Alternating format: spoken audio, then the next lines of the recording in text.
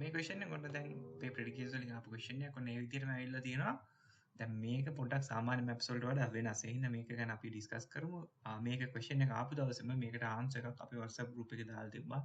ඔයාලට ඒක බලන්න පුළුවන්. මම අද ඒක ඒ දාපු ආන්සර් එකට වඩා වෙනස් විදිහකින් මේ ක්වෙස්චන් එක ඇනලයිස් කරලා ඔන්න දාලා තියෙනවා. පොඩ්ඩක් මේකත් බලන්න. දැන් ඉතින් මේක සාමාන්‍ය ක්වෙස්චන් එකක් නෙමෙයි. මේ ක්වෙස්චන් එක ගැන කතා කරොත් මේක ගිය අවුරුද්දේ ආපු ක්වෙස්චන් එකක්. ඒකත් කියන්න එපා පේපර් බේස් වල ආපු ක්වෙස්චන් එකක්. ඉතින් මේකේ මේ typical Japanese office, typical American office layout දෙකක් තියෙනවා. ඉතින් ගොඩාක් දෙනෙක්ට මෙතන වරදින දෙයක් තමයි මේ දෙක වෙන වෙනම අරන් කතා කරනවා. ඔක වරදිනවා කියන්නත් බෑ. එහෙම වැරදි නෙවෙයි. හැබැයි ඔයාලා 7+ ගන්නවා ඉන්නවා නම් කවදාවත් එහෙම කරන්න එපා. මොකද ඔයාලා මේකේ කම්පැරිසන් එකක් කරන්න ඕනේ. ඉතින් ඔයා මේකේ ටිපිකල් ජැපනීස් ඔෆිස් එක මෙන්න මෙහෙමයි, ටිපිකල් ඇමරිකන් ඔෆිස් එක මෙන්න මෙහෙමයි කියලා නම් 7+ ගන්න කොට පොඩි ප්‍රශ්නයක් එන්න පුළුවන්. ඉතින් මේක ඇත්තට මේකේ ෆෝමැට් දෙකක් තියෙනවා. හරිද? දැන් එතකොට මේකේ මේ ක්වෙස්චන් එකම ගිය අවුරුද්දේ පේපර් බේස් ඇහුවා. හැබැයි ඒකේ දුන්නේ මැද මේ ඔයාලට පේනවා ඇති මේ ජෙයාස් මාක් කරලා තියෙන විදිය. ඔන්න ඕක වෙනස් විදිහට මාක් කරලා දුන්නේ. ඒ වගේම ඔය ජෙයාස් ගානත් අඩු කරලා තමයි දුන්නේ. ඉතින් මේ පාර ඔන්න ජෙයාස් ප්‍රමාණය සාමාන්‍යයට වැඩිපුර දීලා තියෙනවා. ඉතින් මේ පේනවනේ ඉතින් එකම ක්වෙස්චන් ටයිප් ටික මෙයාලට අහන්න පුළුවන්. මැප්ස් ගත්තොත් අහන්න පුළුවන් ටයිප්ස් ටිකක් තියෙනවා. ඉතින් ඒවට රෙඩි වුණාම ඔයාලට බය නැතුව එක්සෑම් එක ෆේස් කරන්න පුළුවන්. ඉතින් මේකේ දැන් ඔන්න දැන් ලේඅවුට් දෙකක් තියෙනවා. ඉතින් ඔයාලා අර කන්වෙන්ෂනල් ටයිප් එකේ අවුරුද්දක් ඒ කියන්නේ මැප්ස් වෙන්න පුළුවන් විදි කීපයක් තියෙනවා. එකක් තමයි කරන්ට් මැප්, ඒ වගේම පාස්ට් එකක්.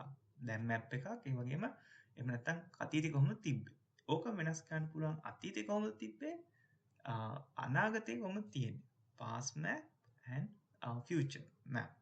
Or map in future. Now the next one is ඊළඟ තමයි මේ දැන් අද මැප් එක කොහොමද ඊළඟට අවුරුදු 10කින් කොහොමද නැත්නම් අවුරුදු 25කට පස්සේ කොහොමද current map and again future futuristic event after a futuristic event as well. For example දැන් ඔයාලට දෙන්න පුළුවන් main tense එකට පස්සේ දැන් map එක මෙන්න මේක.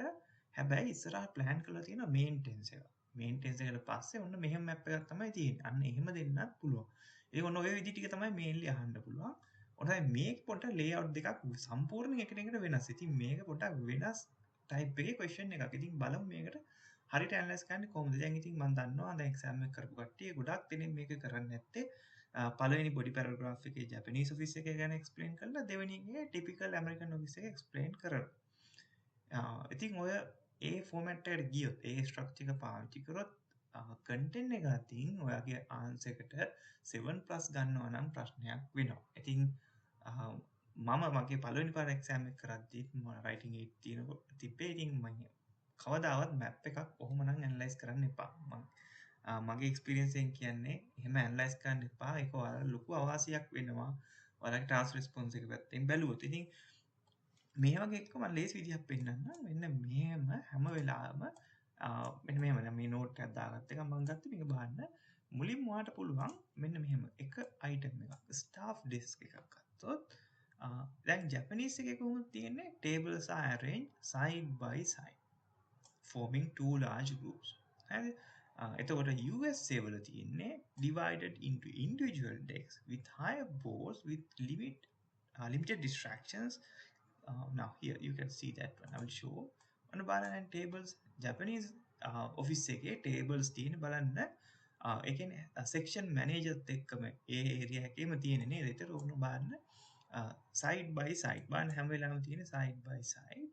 ඊළඟට forming two large group main groups දෙකක් තියෙන්නේ.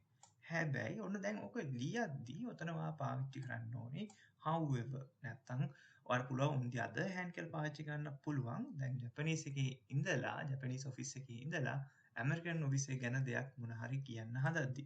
දැන් බලන්න ඒක ලියලා තියෙන විදිය මේ content එක විතරයි මේ ආන්සර් එකක් නෙමෙයි. USA divided into individual desk. but මේ වෙන වෙනම තියෙන්නේ. දැන් මේ වගේ managers ලා ඉන්නේ වෙනම. දැන් කලින් එකේ එහෙම නෑ. මේ managerත් එතනමයි ඉන්නේ. මොන හොඳ point එකක් දකින්න ඕන එකක්. බලන්න limited distractions from managers, right? ඉතින් managers ලාගෙන් පොඩ්ඩක් වෙන් වෙලා තමයි ඉන්නේ. ඉතින් මේක ඔයාලා ලියන්න ඕනේ. දැන් බලන්න මේකේ managers ලාට වෙනම ඉඩක් තියෙනවා. හැබැයි මේකේ එහෙම නෑ.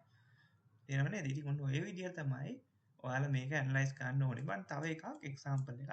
ඉතින් මේක ලියන්න බොඩි පැසේජ් 1 එකේ. බලන්න එතකොට ඔයාගේ බොඩි පැසේජ් 1 එකේ ජැපනීස් ජපාන් and USA ඉතින් මෙන්න මේ දෙකේ කම්පැරිසන් එකක් තියෙනවා. ඉතින් මේක ගොඩක් හොඳයි ඔයාලගේ ආන්සර් එකේ තියෙනවා නම්. ඉතින් මේ වගේව ලියන්න බලන්න කවදාවත් අර වාට ලේසිවට ජැපනීස් මැප් එක වෙනම USA මැප් එක වෙනම ලියන්න එපා. මොකද අර ඔයා ලියන however on the other hand ඔයාට ඒක ඒ වෙලාවේ තේරෙන්නේ නැහැ මේකෙන් ලකුණු වැඩි වෙනවා කියලා. හැබැයි ඒ වගේ ලකුණු වැඩි වෙනවා. ඒ වගේම දැන් තව ෆීචර් එකක් ගත්තොත් ඔය විදිහටම මැනේජර්ස් ඩෙස්ක් එක ගත්තොත් බලන්න ජැපනීස් එකේ කොහොමද තියෙන්නේ කියලා. ඔන්න මැනේජර්ස් ඩෙස්ක් එකේ දැන් ජැපනීස් එකේ බලන්න ඩිපාර්ට්මන්ට් මැනේජර් ඉන්නේ මේ පැත්තේ තියෙන වින්ඩෝස්. ඒ කියන්නේ සාමාන්‍යයෙන් එන්ට්‍රන්ස් එක මේකේ මාක් කරලා නැහැ මම හැමදාම කියනවා. ඉතින් මේකේ වින්ඩෝස් මාක් කරලා තියෙනවා. දැන් මේකේ මේ USA sorry yes US එකේ මේ වින්ඩෝස් arrangement වෙනස් නේද? ඕකත් ඔයාලා ලියන්න පුළුවන්. දැන් අපි මේ මැනේජර් ගත්තොත් ජැපනීස් එකේ opposite to the employees desk බලන්න මේ arrangement එක වෙනස් නේද? opposite side එකේ තියෙන්නේ. හැබැයි US එකේ කොහොමද බලන්න මේකේ දැන් මේ තව ඇඩිෂනල් දේවල් තියෙනවා නේද? storage copier conference room දෙකක් තියෙනවා. මේ department management section managers ලා ඉන්නේ වෙනමයි. ඉතින් ඔන්න ඔය ලියන්න පුළුවන් බලන්න. Easy to see the whole room. Japanese. USA managers are divided into individual rooms. මං කිව්වා නේද? ඉතින් මේකේ ඉන්නේ managers ලා ඉන්නේ වෙනම. ඉතින් ගොඩක් හොඳයි. එහෙනම් ඔන්න බලන්න එක මගේ first body paragraph එකේ මම department managers section management ඊළඟට chairs මේ ටික ගැන කියනවා. ඒ වගේම දෙයක් කියන්න ඕන දෙයක් තමයි මේ chairs ගානත් count කරලා ලියන්න බලන්න. හරි.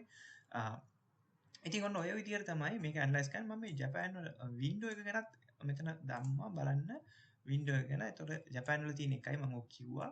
හැබැයි USA වල 2 windows. ඉතින් ඔයාලා මේක ලියද්දි දැන් පුළුවන් nevertheless, however, nonetheless ඔන්න ඔය වගේ වචන පාවිච්චි කරන්න පුළුවන්. හරිද? ඊළඟට USA වල මෙන්න මේ additional features තියෙනවා කියන එක highlight කරලා ලියන්න ඕනේ. හරිද? දැන් අතට ඔයාලා ලියන්න පුළුවන් compared to the Japanese office compared to the conventional Japanese. ඉතින් මේ වගේ වචන දැන් මේකේ බලන්න typical කියන්නේ සාමාන්‍ය. ඉතින් ඔයාලට ඔක paraphrase කරන්න පුළුවන් conventional. ඉතින් මේ විදිහට තමයි මේකට හොඳ ආන්සර් එකක් ලියන්නේ. ඉතින් මේකට අර විදි දෙකක් තියෙනවා. මම ඔන්න විදි දෙකටම හරියන්නේ. දැන් කලින් දැම්මේ මම normal analyze කරලා එකක්. ඔන්න දැන් මේ පාර මම වෙනම modify කරපු ආන්සර් එකක් ඔයාලට දානවා.